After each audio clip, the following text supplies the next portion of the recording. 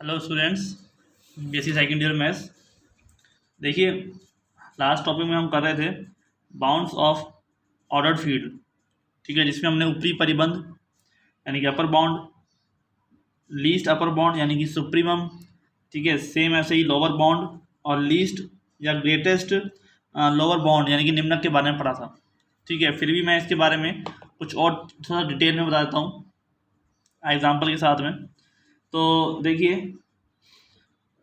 ऊपरी परिबंध दोबारा से सुन लीजिए। इस बार मैं डेफिनेशन जो लिखी थी वो नहीं लिख रहा, आपको सिर्फ एग्जांपल्स के थ्रू बताऊंगा। तो ऊपरी परिबंध का मतलब है कि किसी भी सेट में, ठीक है, कोई सेट है एस और जो एस है वो सबसेट है किसका, एफ का। ठीक है, आप नंबर लाइन के ऊपर देख लीजिए। मान लो इसके पास 0 1 2 3 ही एलिमेंट है और आपसे कहा जा रहा है कि इस एस का सुप्रीमम ज्ञात करो, इस सेट एस का। और एफ क्या है, क्रमित क्षेत्र है। ठीक है, तो 0 1 2 3 इसमें आपने देखा कि नंबर तो नंबर लाइन पे बहुत सारे होते हैं, इनफाइनाइट होते हैं इधर भी और इधर भी। ठीक है, तो हमारे पास अगर एक से बड़ा मैं कोई नंबर इसमें से छांटना है हमको, है ना, के कोई नंबर ऐसा जिसकी ऊपरी परिबंध की परिभाषा ये है कि इसका मान हमेशा बड़ा होना चाहिए या बराबर होना चाहिए किससे, एक्स से। एक्स से सारे सारे मान हैं। हमने देखा कि अगर हमने एक्स को मान लिया, के को मान लिया 0, तो 0 तो नंबर है वो एक से छोटा है, 0 2 से छोटा है, इसलिए वो के नहीं बन सकता क्योंकि उससे बड़े नंबर विद्यमान है। ठीक है, हमने कहा कि के जो होना चाहिए सभी नंबरों में से सबसे बड़ा होना चाहिए या फिर किसी नंबर के बराबर। तो हमने देखा यहाँ पर कि जो 2 है, 2 एक ऐसा नंबर है जो 0 से बड़ा है, 1 से बड़ा है और 2 खुद अपने बराबर है। तो इसका मतलब जो 2 है वो इन सेट का, इस समुच्चय का क्या बन गया, ऊपरी परिबंध बन गया यानी कि अपर बाउंड बन गया। ठीक है, इसका क्या बन गया, ये अपर बाउंड बन गया। क्लियर। तो इस हिसाब से हमारे पास, अब हम आगे बढ़े तो हमने देखा कि अपर बाउंड हो गया। अब आपने खुद को पता है कि इस 2 से बड़े नंबर जितने भी हैं वो सब इसके अपर बाउंड ही कहलाएंगे। ठीक है, इसके बाद 3 है, 4 है, 5 है, सब क्या है, इसके अपर बाउंड है। क्योंकि 3 अगर मैं ले लेता हूँ के की जगह पर तो 3 तो सबसे सबसे बड़ा है इन सबसे, 4 भी इन सबसे बड़ा है। ठीक है, तो 2 से छोटे नंबर तो अपर बाउंड हो सकते ही नहीं है, 2 से जो बड़े नंबर होंगे वही अपर बाउंड होंगे।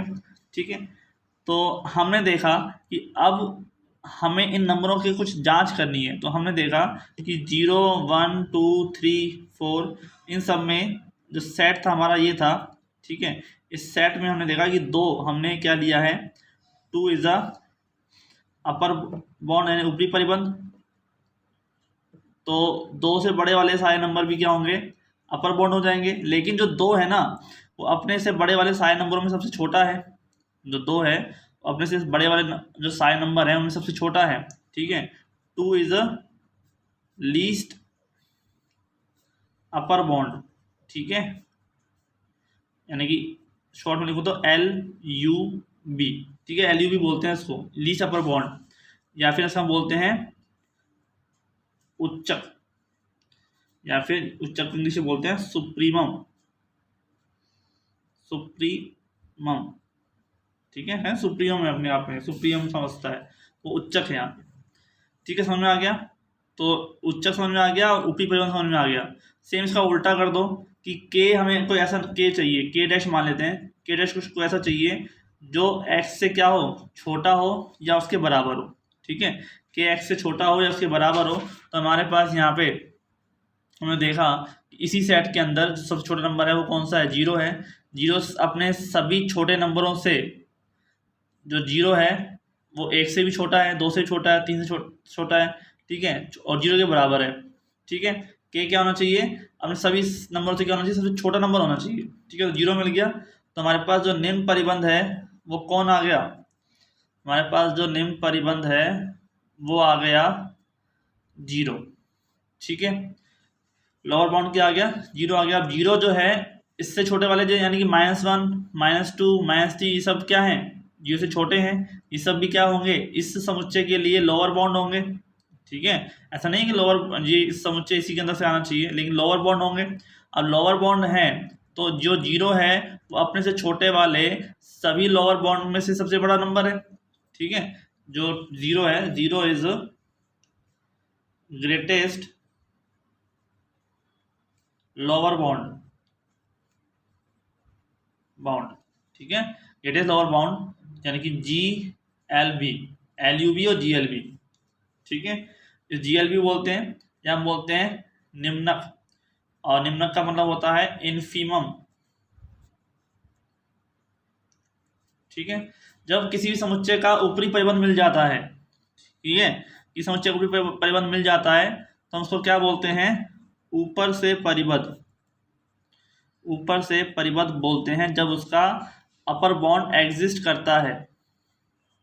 ठीक है, तो ऊपर से परिबद्ध का मतलब क्या हो गया, बाउंडेड अबव, बाउंडेड अबव, ऊपर से। ठीक है, और सेम अगर किसी का निम्न परिबंध एग्जिस्ट करता है, निम्न परिबंध विद्यमान है, ठीक है, निम्न परिबंध विद्यमान है तो हम उसको क्या बोलते हैं, नीचे से परिबद्ध। ठीक है, उसे क्या बोलते हैं, नीचे से परिबद्ध, यानी कि bounded below. Clear, bounded below यानी कि नीचे से परिबद्ध, और ऊपर से परिबद्ध का मतलब ऊपर ऊपरी परिबंध में जहाँ विद्यमान है अगर।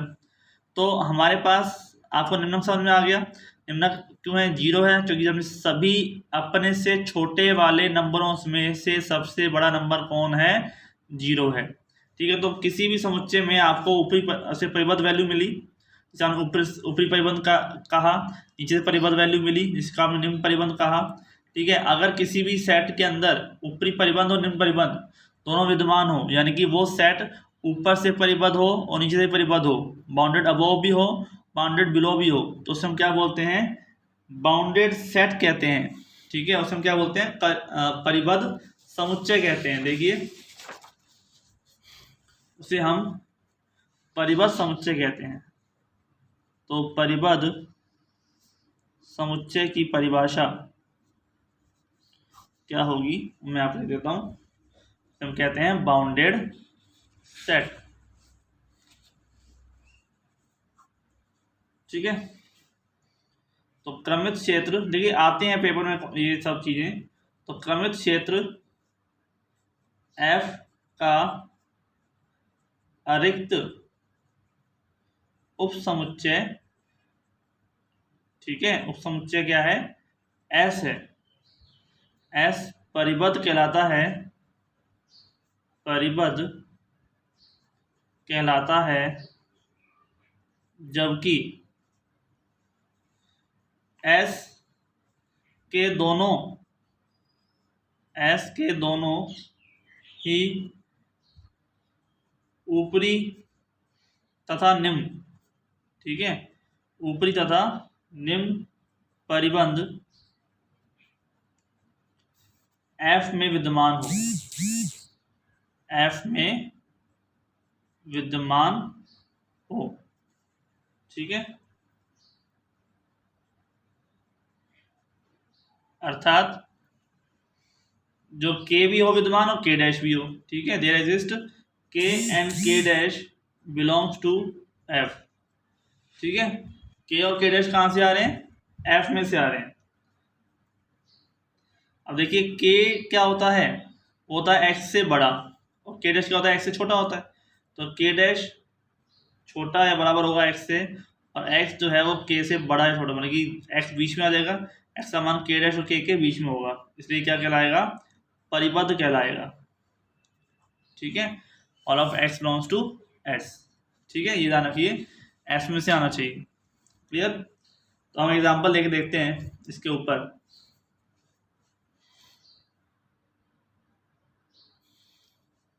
ठीक है, तो एग्जांपल लेके देखिए कि उस एग्जांपल में हमारे पास क्या चीज़ बनती है। तो एक समुच्चय है S, X belong to Z कह रहा है वो, कोई सी सेट हो सकता है, x² <= 25। ठीक है, का उच्चक व निम्नक ज्ञात करो। का उच्चक व निम्नक, ठीक है, ज्ञात करना है। इसका उच्चक व निम्नक दोनों ज्ञात करो। तो देखिए उच्चक व निम्नक ज्ञात करने के लिए क्या करना पड़ेगा, पहले इस सेट को बनाएंगे हम। इस सेट क्या कह रहा है कि एक्स स्क्वायर का मान 25 से कम या उसके बराबर होना चाहिए। ऐसी वैल्यू रखनी है एक्स की जिसका मान 25 से कम या बराबर हो, जैसे 1 का स्क्वायर, 2 का स्क्वायर, 3 का स्क्वायर, 4 का स्क्वायर और 5 का स्क्वायर, ठीक है। तो पॉजिटिव और नेगेटिव दोनों हो जाएंगे क्योंकि जेड में से आ रहा है। तो भाई -5, -4, -3, -2, -1, 0, 1, 2, 3, 4 एंड 5, इससे सारे नंबर हैं। ये सब नंबर इस रूल को फॉलो करेंगे। आप इसमें रख सकते जो मान, सबका जो स्क्वायर का मान है वो 25 से छोटा होगा या उसके बराबर होगा, ठीक है। हमें एस मिल गया, ठीक है। अब जो एस है वो आर का परिमित उपसमुच्चय है, और आर क्या होता है, परिमित क्षेत्र होता है, ठीक है, परिमित उपसमुच्चय है।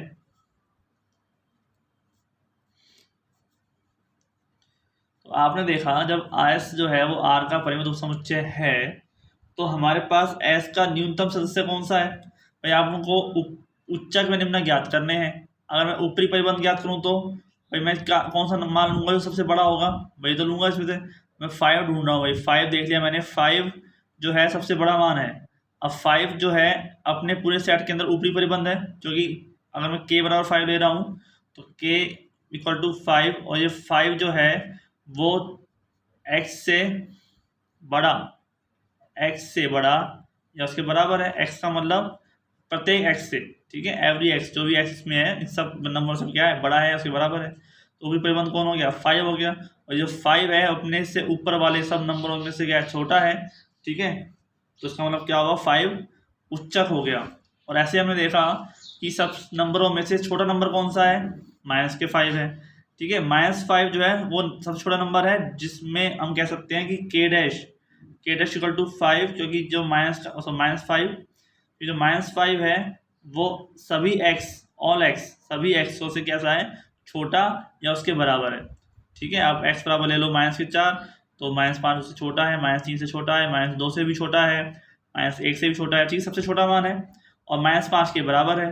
तो हमारे पास k जो है ऊपरी परिबंध क्या मिल गया, 5, निम्न परिबंध क्या मिल गया, -5। तो यही कि हमारे पास क्या है, उच्चक है, और यही क्या है, निम्नक है। ऐसा जरूरी नहीं है कि हमेशा कि जो उच्चक होगा वो जो ऊपरी परिबंध का मान होगा वो उच्चक ही होगा, ठीक है। समझ में आया। तो s का जो न्यूनतम अवयव है, लिख के बताता हूँ, s का जो न्यूनतम अवयव है हमारे पास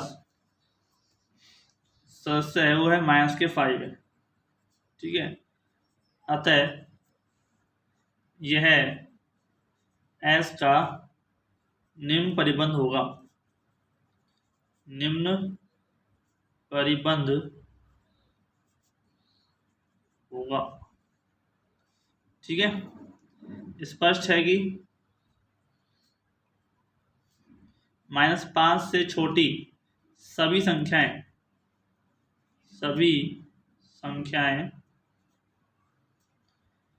s के लिए निम्न परिबंध होगी, ठीक है। भाई निम्न परिबंध कौन सा होगा, जो s से छोटा होगा, जो -5 से छोटा होगा। -5 से बड़ी संख्या तो निम्न परिबंध में नहीं आ सकती ना, ठीक है।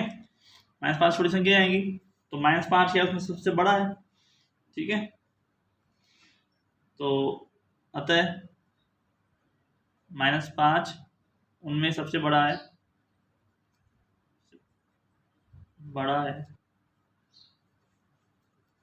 तो -5 क्या हो जाएगा, आपका हो जाएगा निम्नक, तथा इसी प्रकार उच्चक क्या हो जाएगा, उच्चक यानी कि सुप्रीम हो जाएगा +5, ठीक है। 5 सबसे बड़ा है इसलिए। समझ में आया, कोई दिक्कत नहीं। आप अगर मैं आपसे कहूँ कि मुझे नेचुरल नंबर का सेट मिला है, ठीक है, उसका मुझे निम्नक व उच्चक बताना है, तो मैं क्या बताऊंगा, बताओ। मुझे अगर नेचुरल नंबर का सेट मिला है, मुझे उसका उच्चक व निम्नक बताना है, मान लो मुझे n मिला है, बताइए, ठीक है। नंबर लाइन में ले लो, -∞ ये 0, ये प्लस इन्फिनिटी, ये 1, ये 2, ये 3, ये -1, ये -2, ये -3। ठीक है, अब आप कहेंगे सर जी माइनस का इन्फिनिटी तो है इसका सबसे कम वाला मान, और सबसे ज़्यादा वाला मान कौन सा है? इन्फिनिटी। तो अब आप देख लो, यही हो जाएगा इसका। प्लस का इन्फिनिटी तो हो जाएगा आपका उच्चक, और माइनस इन्फिनिटी हो जाएगा निम्नक। लेकिन नहीं, बिल्कुल गलत जवाब है आपका, क्योंकि प्लस का इन्फिनिटी या हो या माइनस का इन्फिनिटी हो, वैल्यू दोनों ही एग्जिस्ट नहीं करती। ठीक है, विद्यमान नहीं है, आपको पता नहीं इन्फिनिटी क्या है।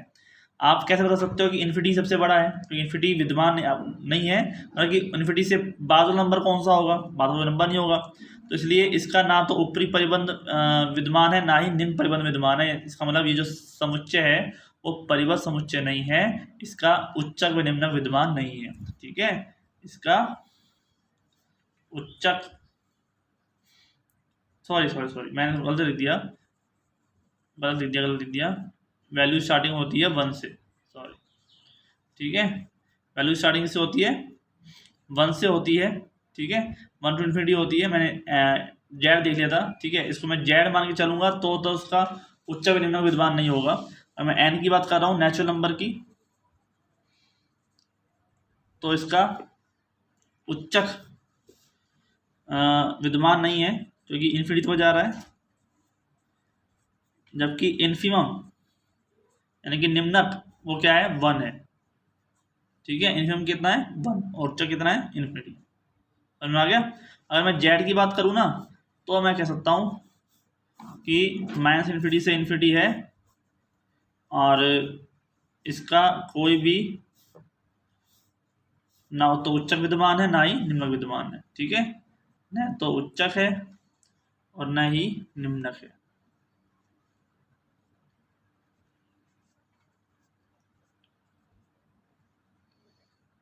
क्लियर? समझ में आ गया?